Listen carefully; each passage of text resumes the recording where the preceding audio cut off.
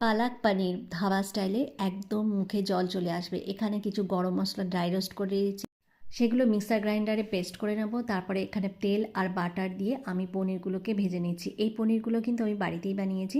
অল্প একটুখানি ভাজার পরে এইগুলোকে তুলে ফেলবো। তারপর তারপর এলাচ, দারচিনি, শুকনো লঙ্কা ফোড়নে দিয়ে একটা গোটা পেঁয়াজ কুচিয়ে নিয়েছি, সেটাকে দিয়ে দিলাম। তারপর একটু আদা কুচিয়ে রেখেছি, 1 চামচ পরিমাণ দিয়ে দিলাম। এটাকে একটু ভাজাভাজি করে একটা টমেটো কেটে রেখেছিলাম, সেটাকে দিয়ে দিলাম। আর 3-4টে কাঁচা লঙ্কা ছোট করে দিয়ে দিয়েছি। 1 চামচ পরিমাণ জিরে, কসুরি মেথি দিয়ে একটুখানি ভাজাভাজি করে হাফ টিস্পুন গরম মশলা। আর এখানে আমি পালকটাকে গরম জলে একটুখানি সেদ্ধ করে পেস্ট করে নিয়েছি। তারপর পরিমাণ মতো হলুদ, নুন দিয়ে এটাকে ভালো করে একটু কষিয়ে নিতে হবে। কষানোটা যখন হয়ে যাবে এর মধ্যে পনির ভাজাটা দিয়ে দেবো। তারপরে আবারও একটুখানি নাড়াচাড়া করে ড্রাই রোস্ট করা ভাজা মশলাটা, 1 চামচ পরিমাণ জিরের গুঁড়ো আর একটু লেবুর রস দিয়ে অল্প একটু বাটার দিয়ে দিলেই তৈরি হয়ে যাবে একদম ধাবা স্টাইলে সুপার ডিলিশিয়াস পালাক পনির।